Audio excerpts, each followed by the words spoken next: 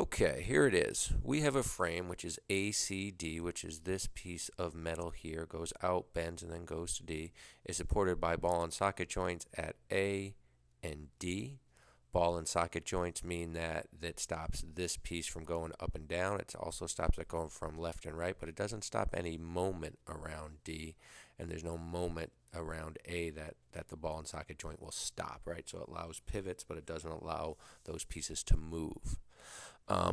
And then we have a cable that passes through a ring at B, so it goes from G through B to H. Now, before we even get further, we know it's one cable, so that means the force, the total force that's exerted here from B to G is equal to the total force that's exerted here, B to H. These forces can't be different because it's one piece of cable. The components can be different because we have different angles associated with them, but the overall forces for both, they've got to be the same. All right, so let's keep reading. Knowing that the frame supports at point C a load of magnitude 268 newtons, so that's down 260 newtons, determine the tension in the cable, right? There's one tension in the cable, which is the same thing I just said, right? We can deal with this as one force, B to G. We can deal with this as a separate force, B to H, but we know that the total force for both of them happens to be the same. Okay, with that said, let's look at some things that we can figure out.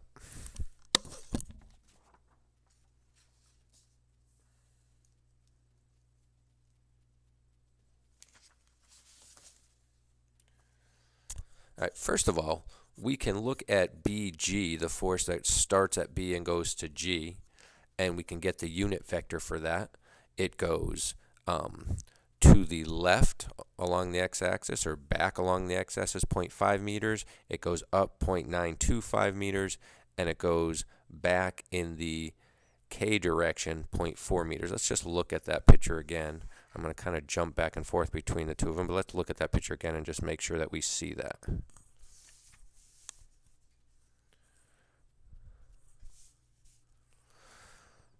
So for B to G, we start here, we go there. So we are going this way, negative 0.5 like we said. From B to G, we're also going up 0.925. And then we're going from here to there, so we're also going back along the z-axis, right? The whole thing is 0.75. This distance is 0.35, so to go from here to here, 0.75 minus 0.35, 0.5. So it's a negative 0.5 back. So it's negative for I because it's to the left. It is positive for J because it's up, and it's negative for Z because it's backwards. Total length works out to be 1.125, which is 0.5 squared plus 1.925 squared plus 0.4 squared. Add them up, take the square root. We get a length of 1.125, which gives me a unit vector as shown. Negative 0.44, negative 0.82, I'm sorry, negative 0.44, positive 0.82, negative 0.35.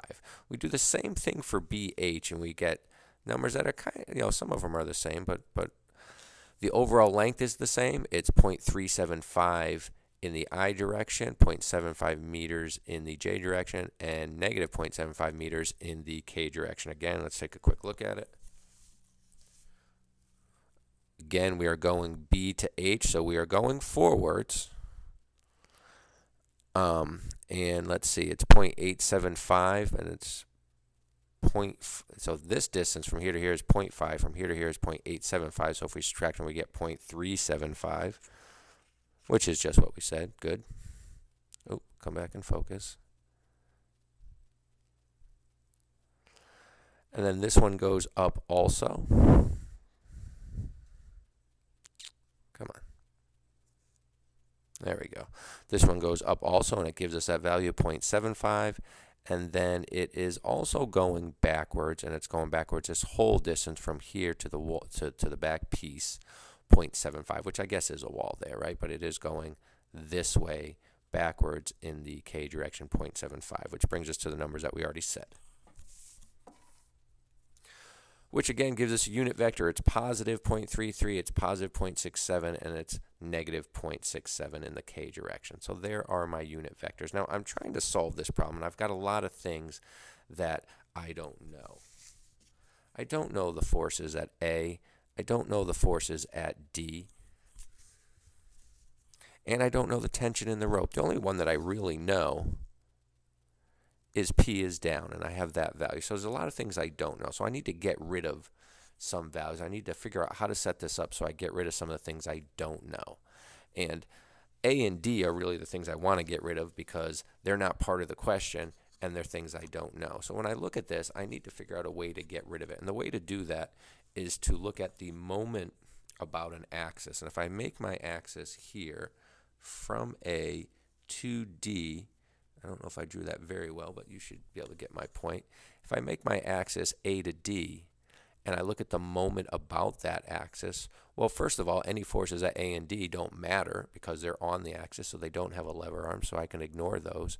And I also, no matter what I pick, the moments have to add up to 0. So when I'm looking at the moment about an axis, A to D, I get rid of the things I want, and I know they have to add up to 0. And this is good because there's 3 forces that are going to provide a moment about axis AD.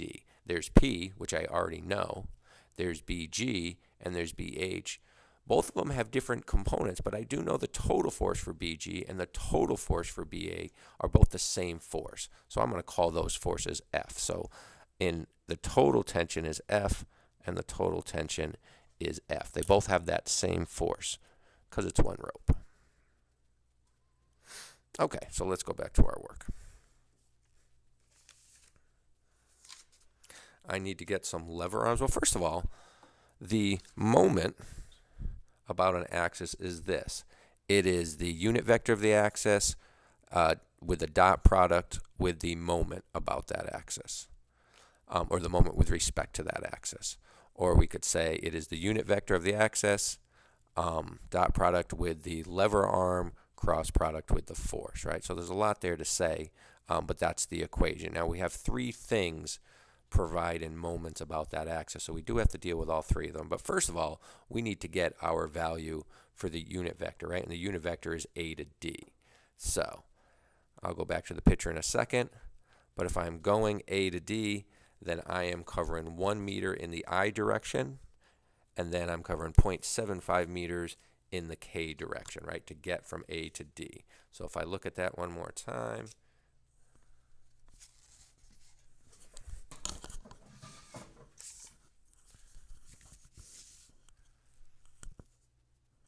there we go. In the I direction, I am going 1 meter here, and then in the K direction, I am going back 0.75 meters, which brings us to the equation that I had.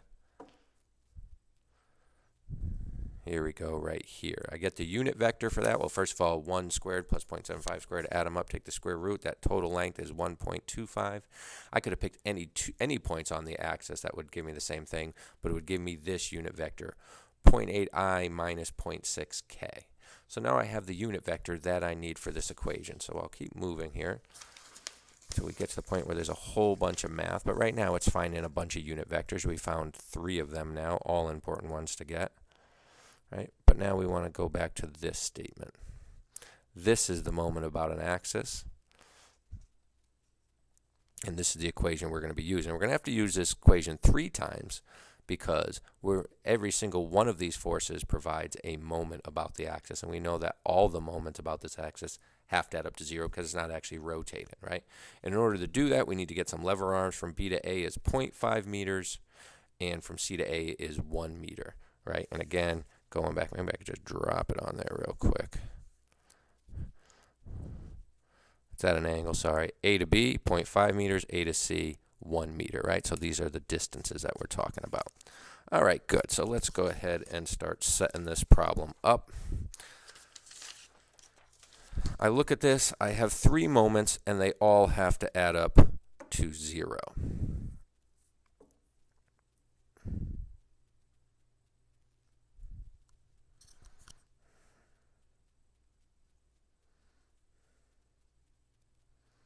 All right, so the unit vector is the same for all of them, 0.8I minus 0.6K, and then it's a dot product, and then it's a dot product of the cross product, right? So that's where it gets different. I know for the first 2 forces, BG and BH, they both have the same lever arm because they're both connected to the same loop that's at that. So that lever arm we already said was 0.5 meters I here and here. So all 3 of these have the same unit vector that we need to get the moment about an axis.